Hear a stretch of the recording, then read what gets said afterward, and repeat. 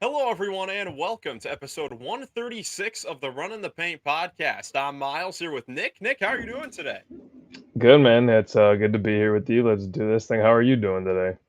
Doing well, man. I'm excited for this one. Unfortunately, no Joey, no Ben today. Ben is out celebrating July 4th fireworks. So happy July 4th to everyone. Joey is still a little bit on the IR right now. So prayers out to Joey. Hope he feels better. But yeah, definitely an exciting time.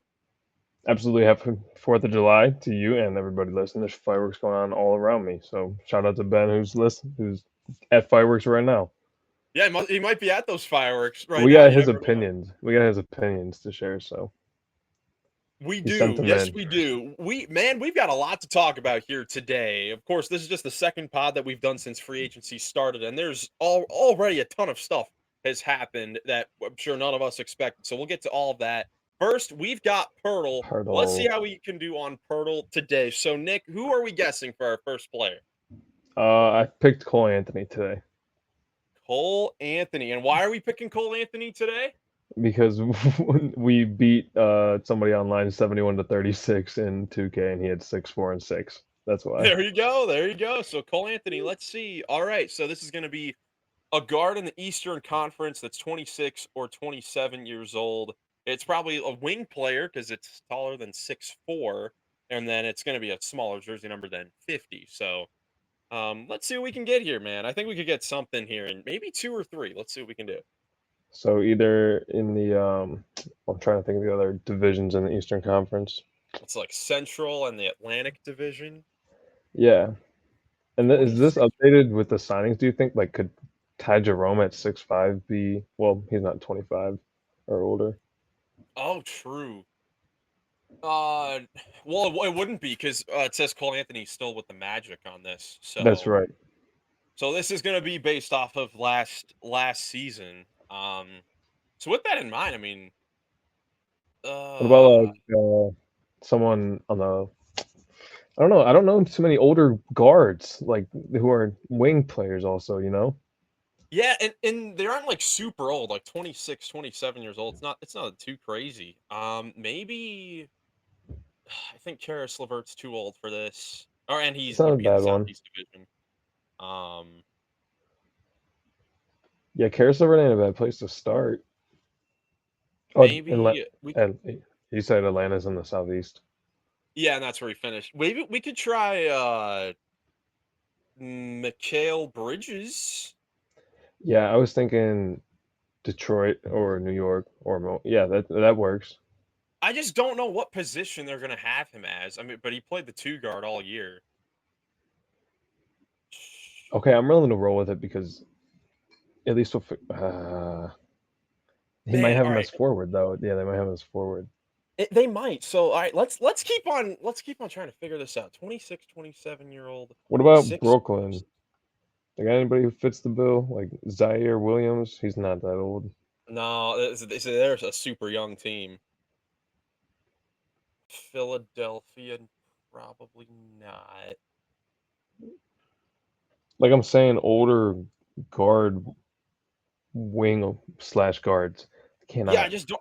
The like main Derek problem White. is that I don't know how they're gonna be like classified in this. Like Max Struess What is about Derek? someone that I think could work for this, but I don't know if Could be he's a a forward. guard or a forward. What about White? What about White? Derek White. He Or might Drew? be 30. Well, how? No, yeah, you're right. 26 or 27. This is Oh, taking me. We better get it. yeah, either way, I think we should just throw out a guess just to try to narrow this down a Okay, little bit. Do we want to Bridges. go Mikhail Bridges? Let's try it out. Mikhail Bridges. Okay, so guard Oh, slash forward. Okay. okay, that's interesting. So 6'7" or 6'8" guard that's 27 or 26 and not in the Atlantic. So this is going to be a Central Division player. So this is going to be the Cavs, the Pacers, the Bucks, the Pistons, or the Bulls. Man, it's just Cade. who's gonna. Yeah, Cade Cunningham. Cade He's not Cunningham. not- 26 though. Yeah, he's not that old yet. This Dude, is this is tricky. tough. This is tricky. Like I don't know how. It, Jalen Name those Brown? teams. Oh yeah. Or That's no. Excuse me. He's in the Atlantic Division. oh, Pistons, Cleveland Pacers, Cavs, Bucks. and Bulls. Oh yeah, Giddy. Josh Giddey That did cross my mind as soon as Cole Anthony came. Or could be Giddy. could be. I don't know if he'd be that old either, but we could still try it. I mean, he would make sense as a taller guard. He should not be listed as a forward.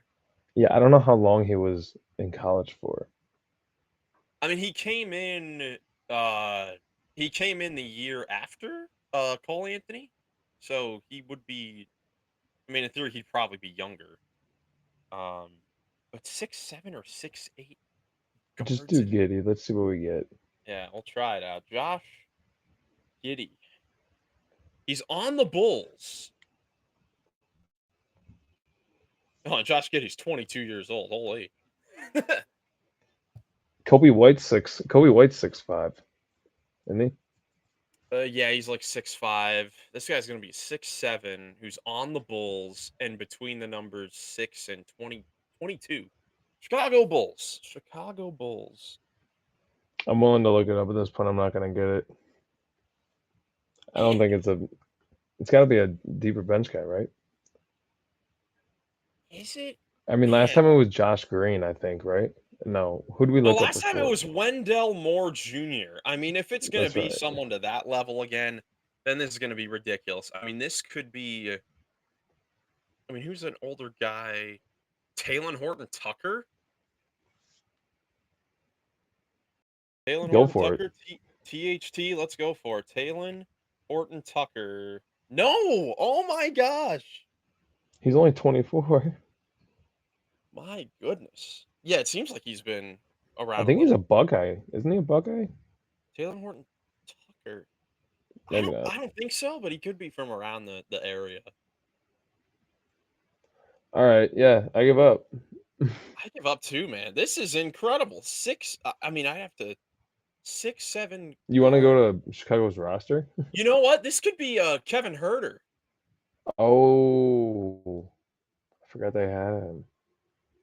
He didn't get. Yep. Oh, nice. Kevin Herter in 5, man. Holy All moly. right.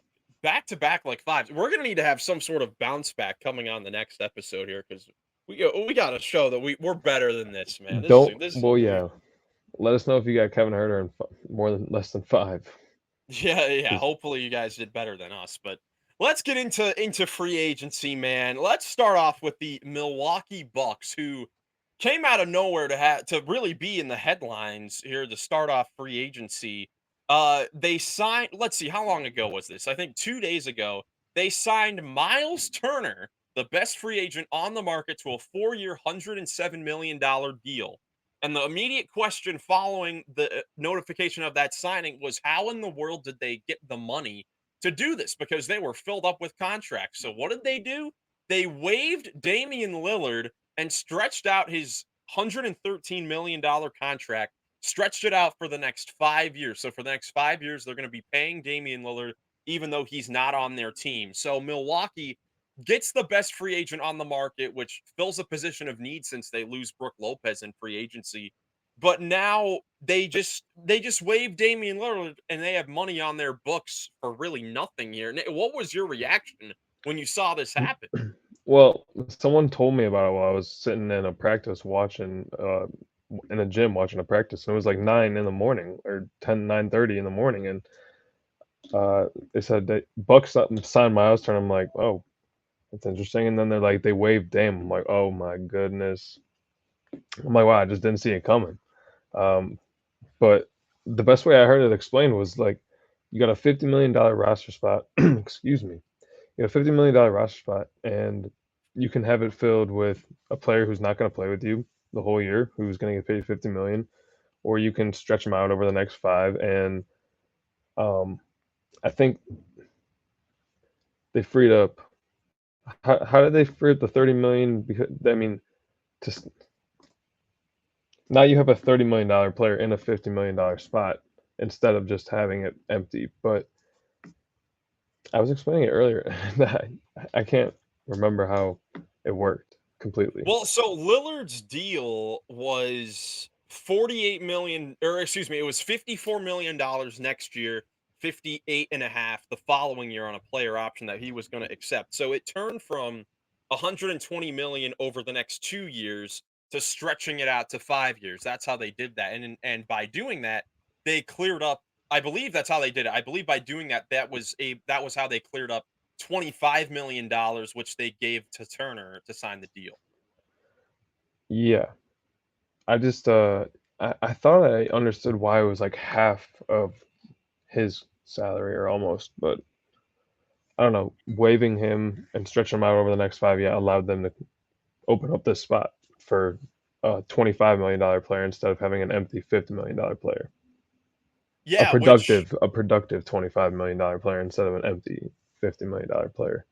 correct. And I mean, this was a pivotal offseason for Milwaukee, of course, for the first time really ever. Giannis Antetokounmpo has been reportedly open to seeking other destinations to try to win himself another championship. And the Bucks roster as is, especially with Lillard out, there was just really no hope for that team. So for them to be able to open up this spot and get again the best free agent on the market, who, for all the crap that we've talked about this guy over the postseason, was one win away from being a championship center on one of the most incredible playoff runs we've ever seen. So it's obviously a big upgrade from Brook Lopez, who is a Bucks legend. He's been there for a while.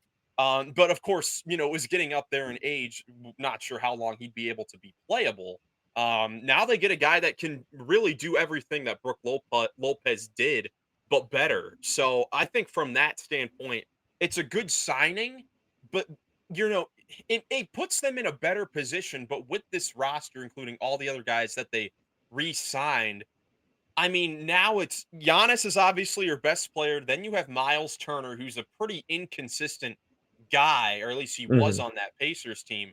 And then your third best player is what? Kyle Kuzma or Kevin Port?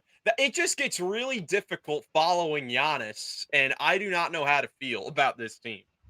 Yeah, no, I totally agree with you. I don't like the Bucks' chances to contend for anything more than maybe a first round series win if they get going or something. And I don't know. I still think they would maybe need a trade to make that work. But I do like the signing a lot for the Bucks because something I've talked about is like having a dual stretch big two-way combo in today's modern NBA. I think that's like a template for having like a potentially dominant team for a couple of years is having two-way stretch bigs that can play both ends of the floor.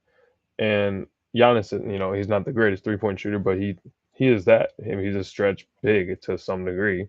Still, would you say that?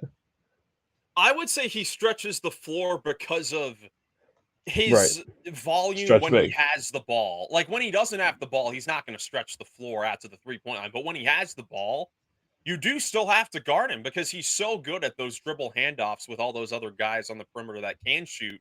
And if you're not playing on him when he, does a handoff, then the shooter's wide open, for a shot. So there is volume across the board, and getting Turner to again play the Brook Lopez role is huge because he's a guy that can play that center position, but not be in Giannis's way when he tries to drive to the basket. He can stretch the defense out to 28 feet on any given night and knock down shots, defend the rim and block shots. I mean, this is going to be a terrific defensive front court.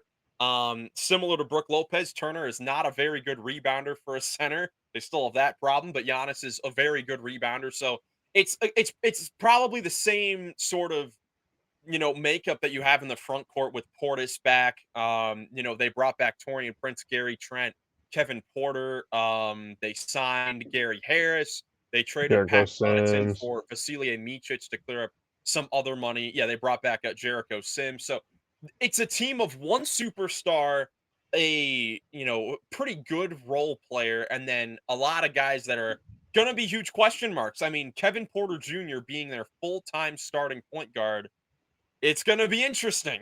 It's going to be very, very interesting. And I don't really know what other moves they're going to be able to make, and that's where, I'm a little worried about this move for stretching out Damian Lillard because yes, you were able to get Turner by doing this, and it allows them to have probably a higher ceiling or floor this year because you have someone in that salary slot with Turner instead of just Lillard who's not even playing.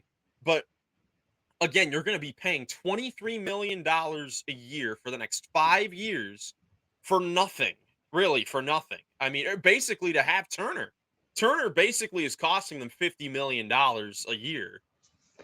Okay, so that was why they're only paying Dame 25 million over the next 5 years instead of 50 over the next what two or Right. something, Yes. and so that's why it opened up the 25 million, which was equal to Turner's contract. But yeah, it's a move of desperation, really, when it kind of feels like this roster is constructed like the '07 Cavs a bit. I mean, and they did it, so they ran into a buzzsaw with the Spurs.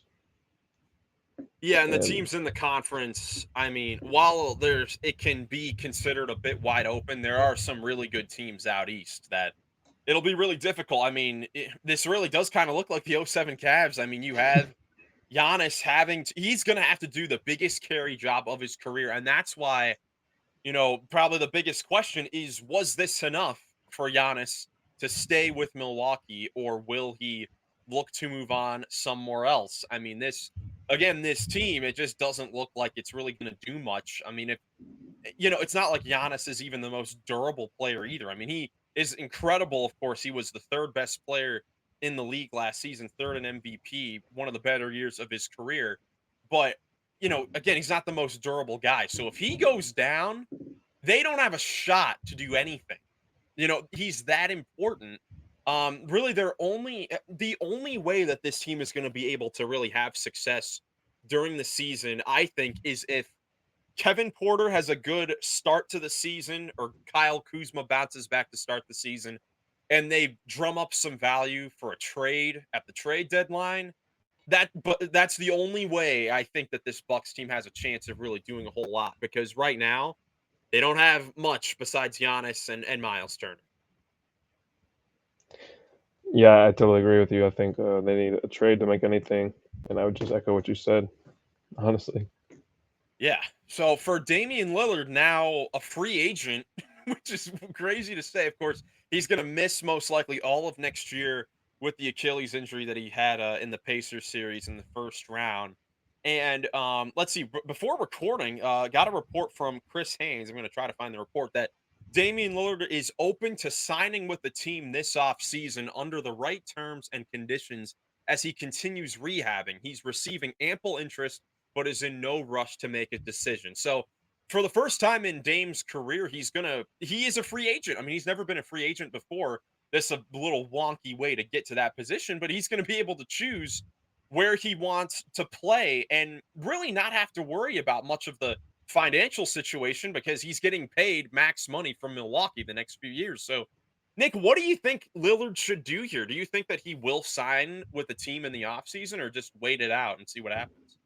Well, I didn't hear about that report, but I was thinking like he might wait it out and just decide to rehab before signing. But I mean, what sense does that make? You can get paid now, and I mean, you probably have the most demand now, and you might as well figure out what the market is and see if there's a lot of demand or a lot of interest, and you can get everything at this point is going to be double dipping. So whether or not he prioritizes going to, let's say, like the Lakers or the Warriors or a competing team in the West or a competing team in the East, or getting paid, it doesn't really matter because 25 million on top of whatever you're getting is not too bad for a 30 middle 30 player, mid 30s player.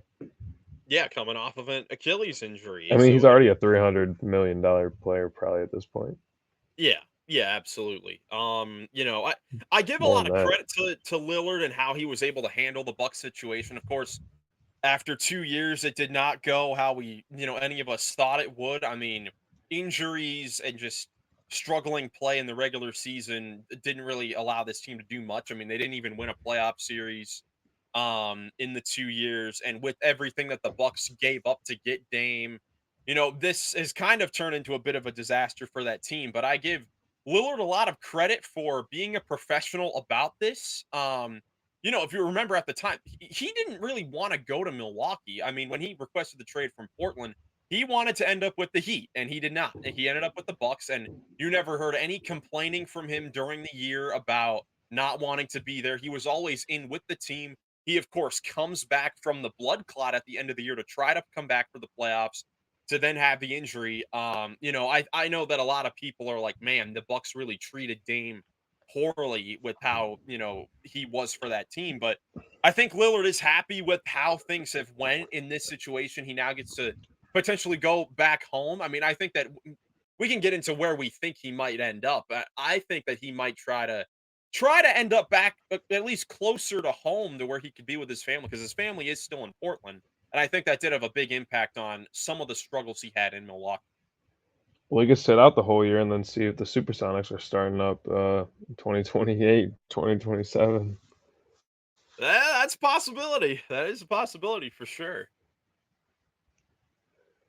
Some NBA 2K expansion. Speaking of 2K, Yeah, that would be great if the Sonics could definitely come back. Shout out to the Seattle fans. facts. Yeah. Do you think there is? I mean, besides obviously Seattle, if they came back to the league, are there any places that you think that Lillard should seriously look into going to, whether it's this year or next season? Yeah, I would say that team right over your right shoulder, the Lakers, or Really, even you being a think back. so? Yeah, I mean, you could be Luca's backup or play next to those other two guys, True. I mean, it and wouldn't be a bad situation. as soon as he's there and you give him a pay cut, you sign a lap threat two-way guy, whoever that may be in the next off season or trade for it. Like there's your there's your contending team.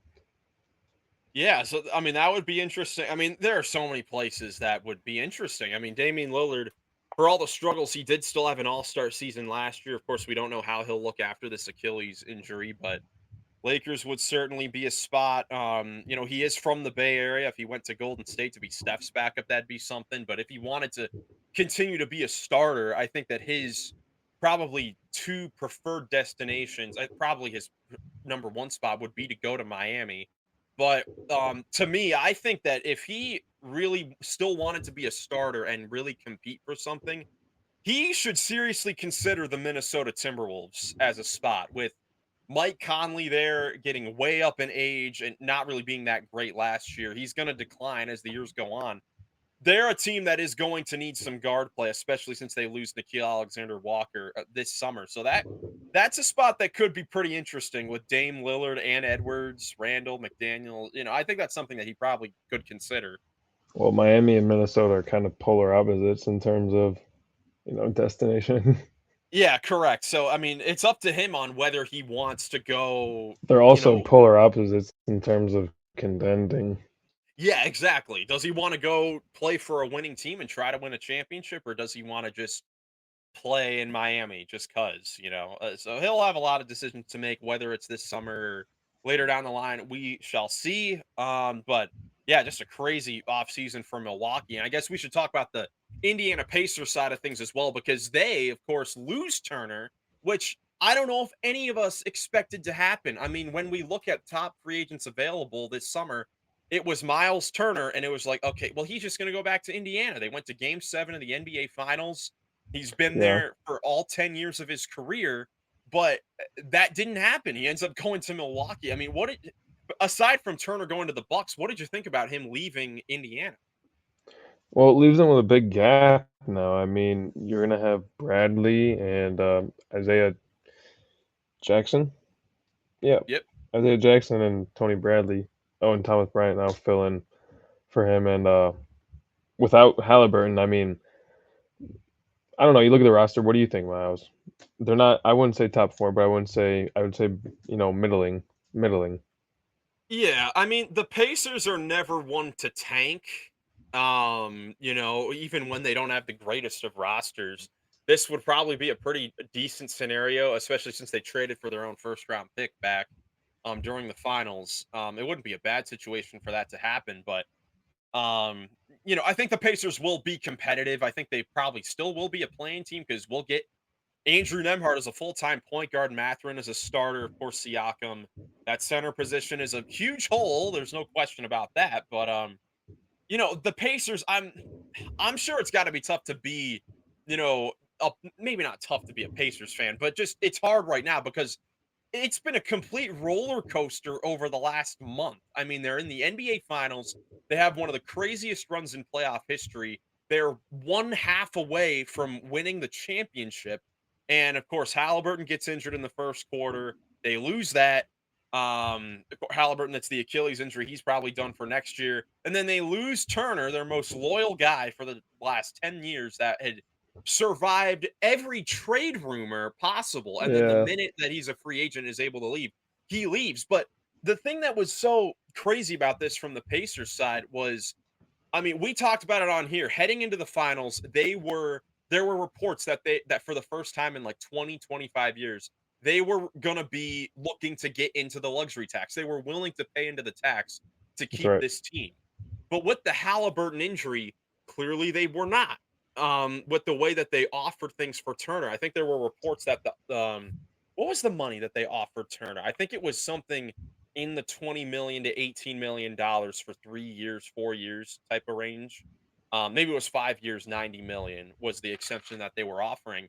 And I think the Pacers were trying to play hardball because they did not want to go into the tax and they were looking across the rest of the landscape of the league and how the teams with cap space, mainly like the Brooklyn Nets, like they were the only team that had a ton of cap space, but like no team really had a ton of money to really steal Turner, initially. So the Pacers were playing hardball and thinking, all right, Myles Turner, we'll give you this because no one else is going to give you more. And then the Bucks swoop in and do this and just take him away. So the Pacers, there's really no other way to say it. Because the Pacers were being cheap and didn't want to go into the tax, they lost their franchise center. I mean, yeah, absolutely, that's true. But I mean, you do gotta admit that losing Tyrese does change, at least the argument for doing so at this point in both Turner's career and where they're at as they're developing the rest of their team. I mean, they got 6, 7, or 8 other guys who played in a finals and played in a conference finals now last year. So um, I don't know. What do you think about moving Siakam to the 5? They did do that a little bit and either starting like Walker or Furphy. I love them boys.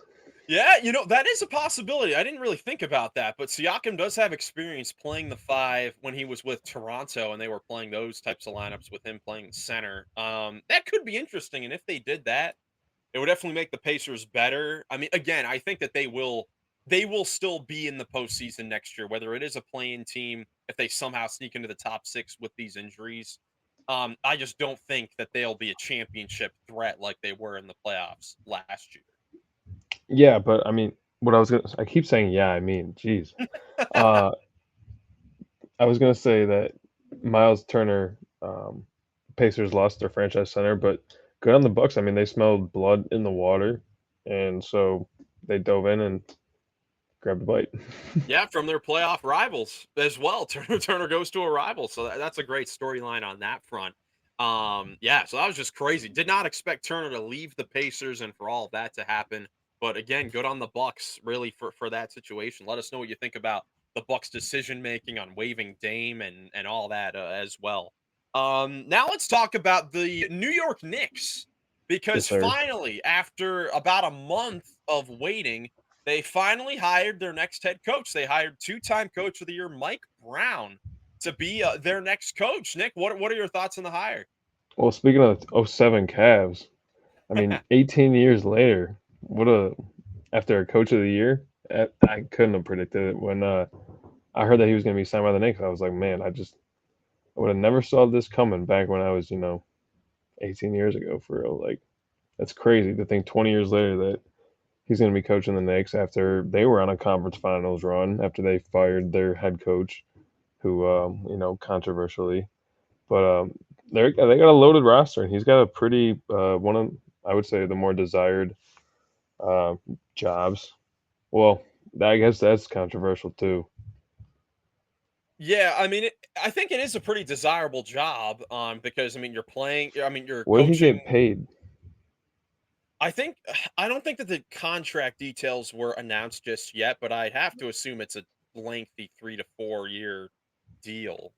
Um, because I mean, this was going to be a huge hire. I mean, we talked about this when the firing happened that they needed to get this right. This is the most important part of this resurgence of the New York Knicks because if they a lot of people were upset with the Thibodeau firing. But if they go on and win, then it doesn't matter. It was the right move. And Mike Brown is a guy that has seen it all really during his coaching career. I mean, he's coached a ton of superstars in his career across 3 decades and eras of the league with an assistant and a head coach for the dynasty Warriors, the dynasty Spurs, the young LeBron Cavs, like you said, Kobe and the Lakers, and then most recently with the Kings when he ended that long franchise playoff drought, taking that team to a 3 seed. And then, we've seen what happened the last couple of years. So this is a guy that has seen a lot. He's used to coaching superstars. He's used to coaching in big markets. He's won 4 NBA titles, as an assistant with the Warriors and the Spurs. He went to the finals, of course, with the Cavs. So I think that this is a good hire. I mean, this is probably the most experienced guy, definitely the most experienced guy you could have gotten. And he's a very detail-oriented head coach who I'm sure is really looking forward to the opportunity to be the head coach of a team that has a chance to win it all. I mean, this is a team that after making the conference finals last year, like you said, has a pretty decent roster. I mean, they signed Jordan Clarkson after his buyout with Utah, and then they signed Gershon Yabusele to a 2-year, $12 million deal as well to shore up their bench. So now they have a legit, 9-man rotation, which is something they did not have last year. Yeah, I do think that this is the most important thing, like you said, for the Knicks to have gotten this right. And for the time being, I think you made a great argument that they did hire probably the best candidate that they could have gotten. Uh, Four-time NBA champ. It's he he was a unanimous coach of the year with the Kings, and I don't know if you've seen that viral clip of him like saying, "I do not give a you know what," in practice and stuff. And I just saw a little edit that like he body bumped LeBron like walking off the bench, and LeBron gave him like a little stare down and stuff. So like you said, he's seen it all, 17 years, and I like if it doesn't go well, he'll probably be out halfway through the year, like we saw with the Bucks. I mean, it has to go right, like you said. Yeah, it has to go right. And I think that they'll be, good in the regular season. I mean, again, the East is somewhat I mean, it is pretty open with the Celtics and Pacers and Bucks, probably taking steps back with all the injuries. And right now, with all these moves, I mean, I think New York right now is the favorite to come out of the East right now. It's really I would New say York so. right now, it's New York and Cleveland as the top 2 in the East, and then it's like then everybody else at this current point in time. But yeah, I think it is a good hiring. Nick fans should be happy that Mike Brown is their head coach. Do you Um, think he's a future Hall of Famer? Hall of Fame coach. It's weird to even think that, but I mean, yeah, he could be. I mean, he's a 2-time coach of the year. And he again a 4-time champion. I mean, I think if he could definitely have a case if he wins a title with this Knicks team. Absolutely, I agree. I mean, I Yeah. think he could already have a case.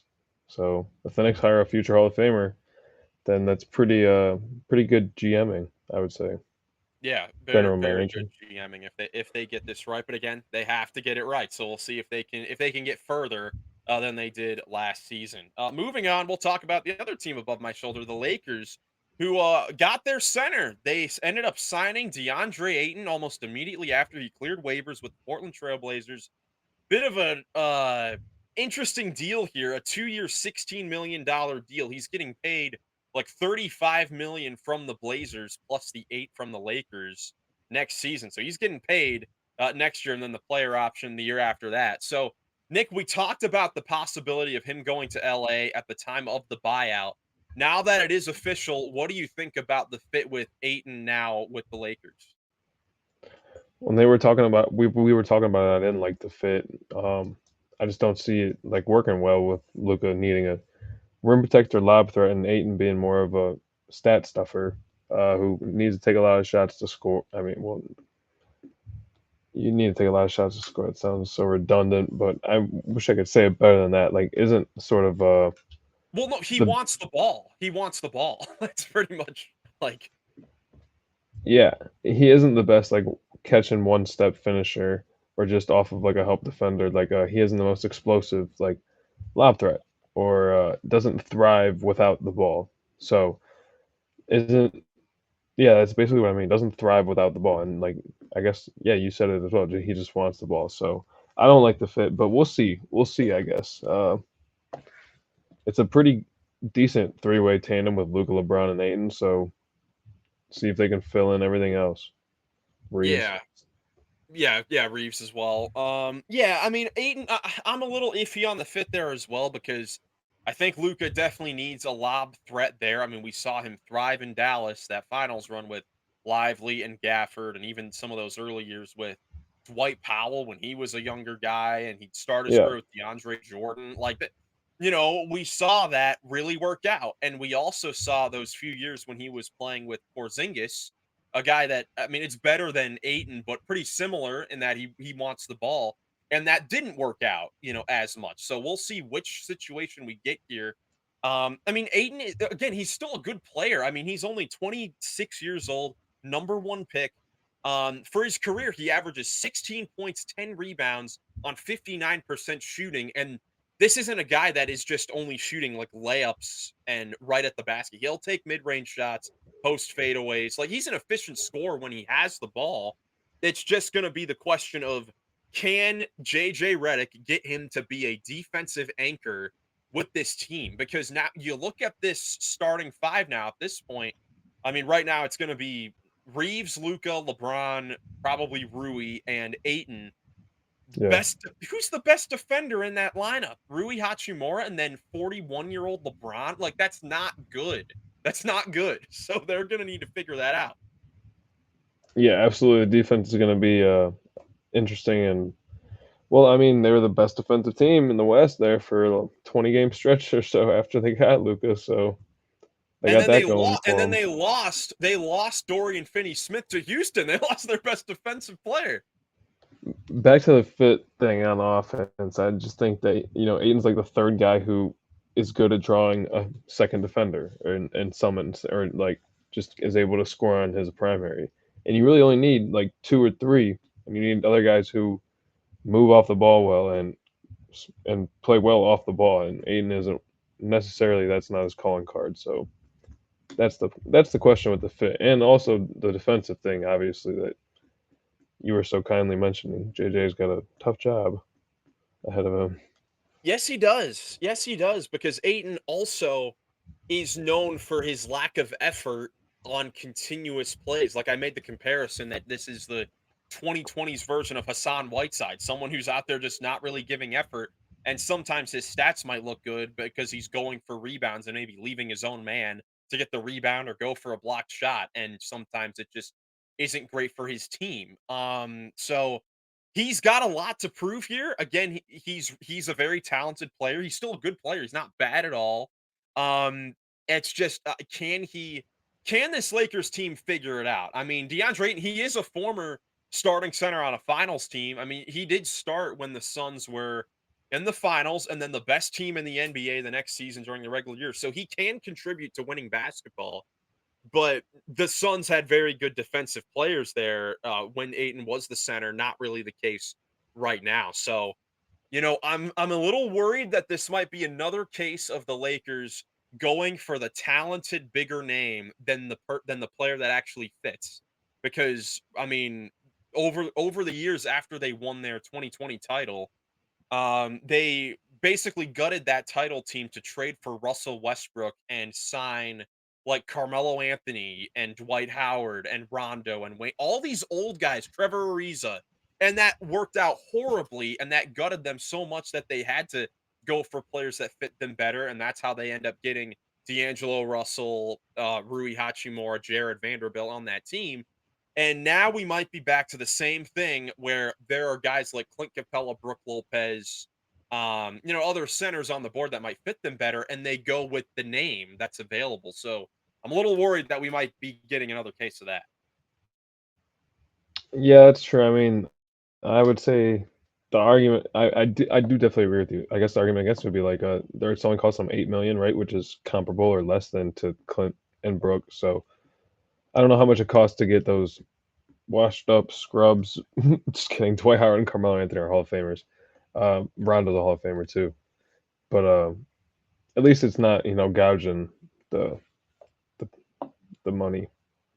Yeah, very true. This is going to be money that is worth it. I mean, you're getting Aiton at a low deal, and now they have the number 1 and number 3 picks from the 2018 draft to play together. They just need Marvin Bagley to complete the to complete the trifecta there with LA. At least he's a lob threat. Yeah, at least he's a lob threat, so maybe they will actually pick him up. They did re-sign Jackson Hayes today, though, so they brought him back, so he'll be their backup center. Next, let's talk about the champion Oklahoma City Thunder, who, as expected, they extended the MVP Shai Gilgeous-Alexander to a record-breaking 4-year, $285 million supermax. My goodness, $71 million annually. I mean, Nick, this is the MVP. This is the Finals MVP, best scorer in the league. Lots of money, but well deserved. Absolutely. Man got paid, bro. I mean, 71 million is a good chunk of change. And well, numbers don't go down. If there's one thing that, that's pretty consistent is the numbers don't go down. So they're just gonna keep going up. Yeah, that's what Good I mean. on it. You get record-breaking deals every year, so it's not, So, but yeah, shout out to Shea. I'll be interested to see with that Thunder team moving forward, how much those other star guys in J-Dub and Chet are going to want, because their decisions on whether or not they want their full max or a little less than the max will determine how long this Thunder team is going to be at the top of the league. Because if they're not able to pay other free agents or trade for other guys because everyone is making, if like Shea, I mean, 71 million, I mean, that's got to be a good 30% of the cap. I mean, something like Yeah, that. You know what I mean? So, that decision could hinder them going forward. But if you're Shea, you got all the leverage in the world, man. You deserve that super max. So shout out to him. sure. Talk about leverage. I mean, one of only three players to, do that thing. Everybody knows that stat by now to be the regular season scoring champ, the finals MVP, and finals champ, I think, or MVP, regular season MVP, scoring Yeah. champ, finals MVP, those three. But yeah, all those guys are young. I would imagine they're all going to want their full maxes, and they should, to take care of as many generations of their family as they can, and that's what it's about. So the Thunder have a lot of draft picks, so they're probably going to be looking for talent in the draft to combine with those three guys. Yep, no question about it. Next up, let's go to the Denver Nuggets, who have had one of the best off seasons in the league. This off season, we talked on the last episode about the trade from Michael Porter Jr. to Brooklyn, along with that first round pick to get Cam Johnson, where they got really $17 million cheaper for the same type of player, and then they go out and spend that money to sign Tim Hardaway Jr., Bruce Brown, and trade Dario Saric for Jonas Valanciunas. And now their team looks like this. They have a bench now. They have a legit 8, 9, 10-man rotation that they can trust. I mean, Houston has obviously had an incredible offseason, but Denver might be right behind them as far as best off season, because they have gone from a very top heavy, shallow team that was hard to trust in the playoffs to they're one of the best teams in the West, no question about it now. Did the Kings finally get a pick back for Valanciunas? I don't think so. I think they just swapped the two. It's unreal. I Let mean, me see. yeah, No, they that did is. not. No, they did not. There's the trade. It was just Valanciunas for Saric. Now, the thing with Valanciunas is he has reportedly gotten a, lucrative offer to go to Greece to play. So we'll see if he takes that offer to go play in Greece rather than stay in the NBA. And if that happens, then Nuggets are once again at a bad spot where they don't have a backup center. But for at the moment, I mean, they have really solved a lot of the woes that they've had with their depth over the last couple of years. Is he Serbian or Greek? Lithuanian, I believe. Oh, okay. Well, I don't know, man.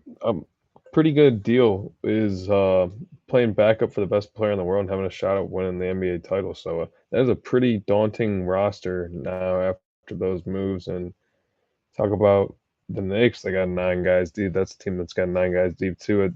Sarge was the only really roster spot that was a glaring sort of like miss or hole on their whole roster. They got to rely on some other guys like Jalen Pickett and Julian Strawther to step up this year. But it was the Sarge that was like the worst spot to turning that into Valanciunas for a straight up trade. After signing Hardaway and Bruce Brown, like yeah, great Yeah, offseason for the Nuggets. it's big time. And when you compare this to last year, you replace Porter with Johnson, similar player, maybe a bit worse, but more consistent and probably fits the team better. Bruce Brown is your Westbrook replacement. Again, similar thing, worse player, but probably a better fit.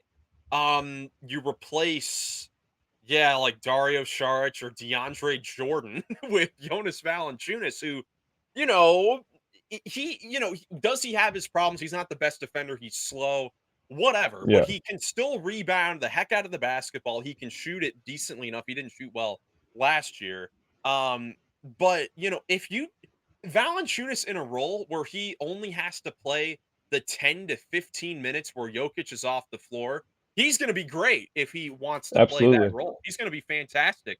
And that's going to win them some games because of course the story is always how can the Nuggets hold surface when Jokic is off the floor? And now for the first time really ever, they have someone that can play that backup position. So that's going to be huge. I'm sure Nuggets fans are praying that JV stays there in Denver.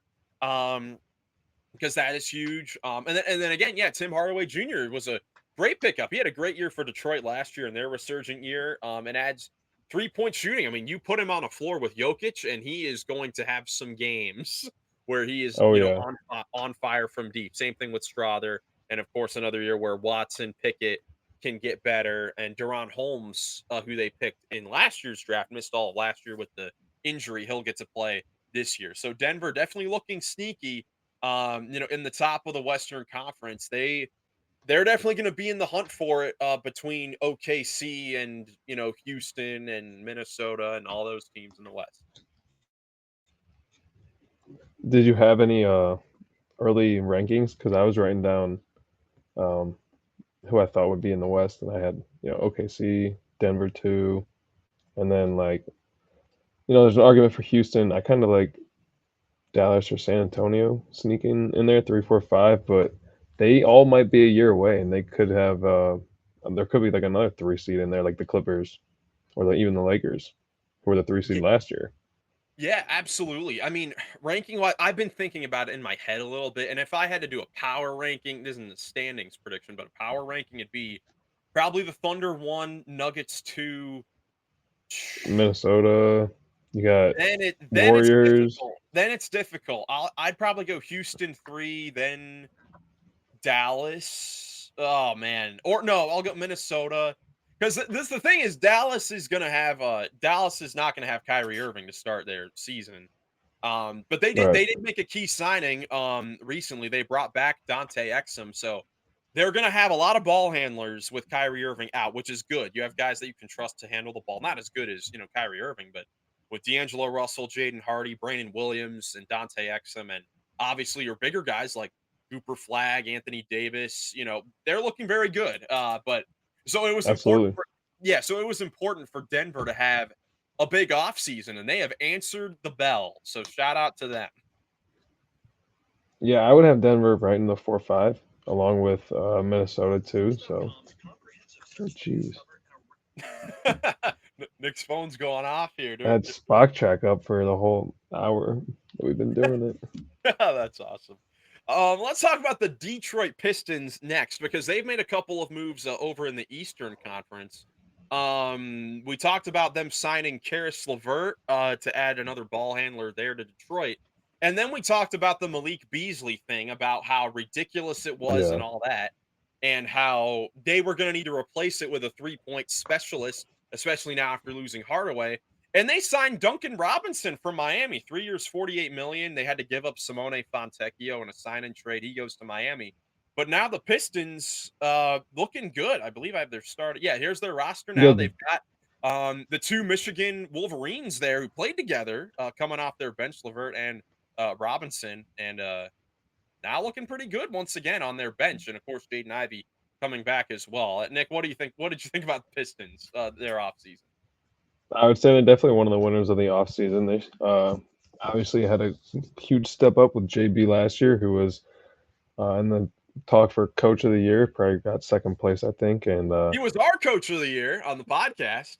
So, the RPP coach of the yeah. year, of course. But yeah, they're just surrounding Cade with more and more talent, even though they lost out on Hardaway and Beasley, who were two of the best guys that really helped them win a lot of games last year. Like all the other guys who were there last year are going to be better, like Asar and Ivy's coming back. So the moves that they made are really going to help them, like not only stay where they were last year, but like compete for a top 4 home court advantage next year, probably. Yeah, I mean, like we said, Cleveland and New York are probably that top 2 in the East, and then it's up for grabs really after that, as far as Detroit, Atlanta, Orlando, if Milwaukee, if Giannis is, doing his carry job. Detroit, good off season. A lot of teams improving, and that's definitely good to see. Going back west, the Sacramento Kings made a move. Of course, they traded away Valanciunas for Saric, but they used the money to sign Dennis Schroeder for 3 years, 45 million. So now the Kings, now they have a starting point guard. It's going to be Schroeder, Levine, DeRozan, Keegan Murray, and Sabonis. Decent signing. I mean, Schroeder, another guy that's from that Detroit team that goes to another place. What did you think about that signing? I don't know how you don't get at least like a second round pick for Saric and Valanciunas swap.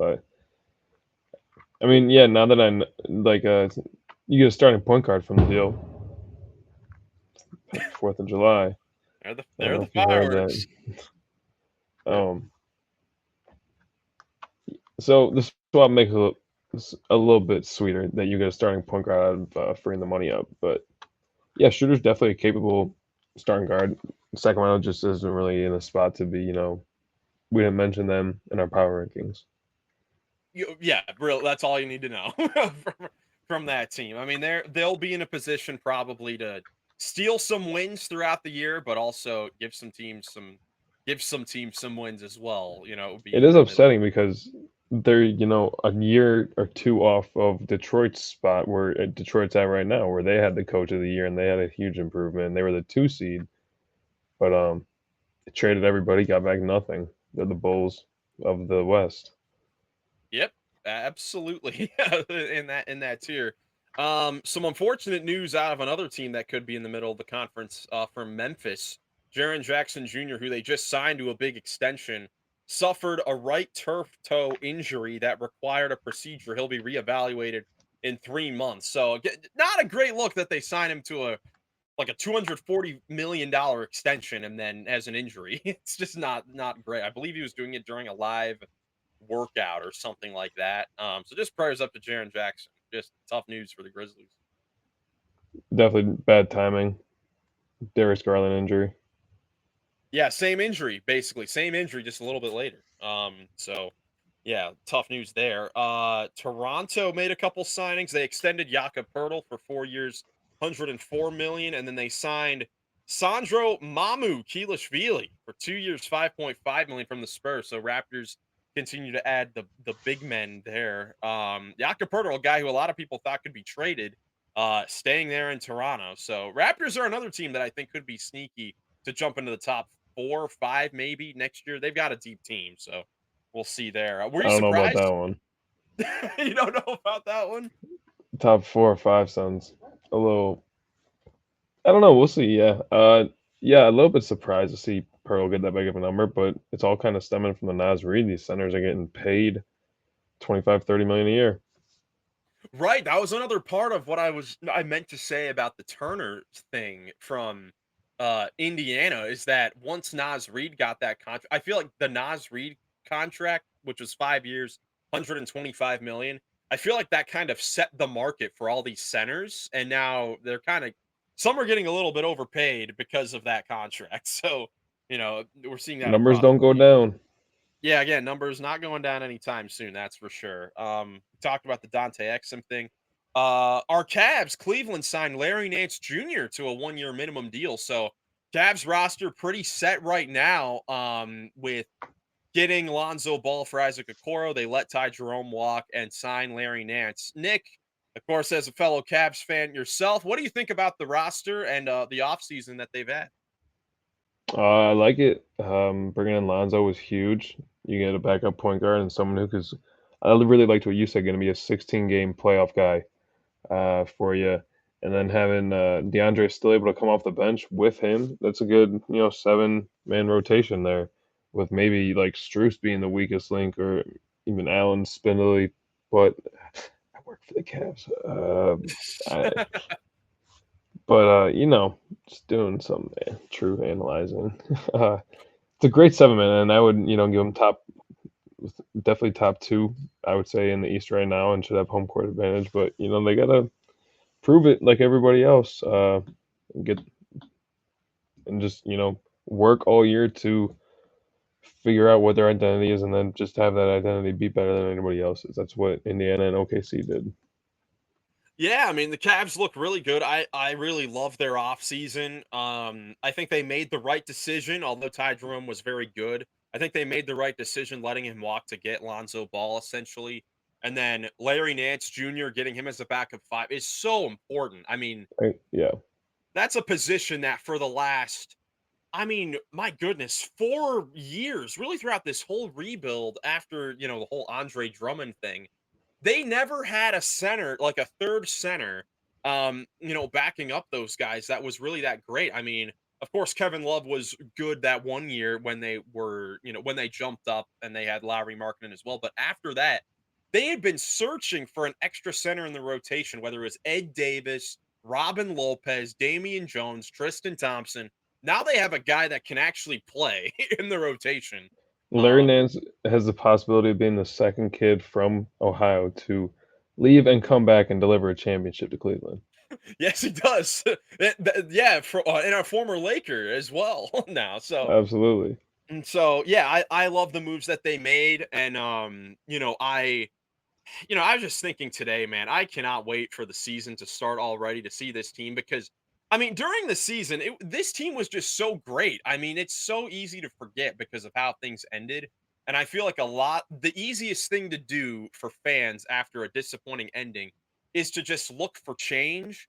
But this team is still so good. A lot of teams are looking to do, a lot of teams are looking to make moves to end up having a roster like this. So the Cavs Right. again, they need to have a really good regular season once again, but again, they need to do it in the playoffs. We'll say it a lot. We'll probably even though we're Cavs fans this next season, we'll probably talk about the Cavs probably a little bit less because really no matter what happens, regular season doesn't really matter that much. Unless they win like 80 plus 80 games or 70 games, doesn't matter until the playoffs. And I think this team is built a lot better for the playoffs.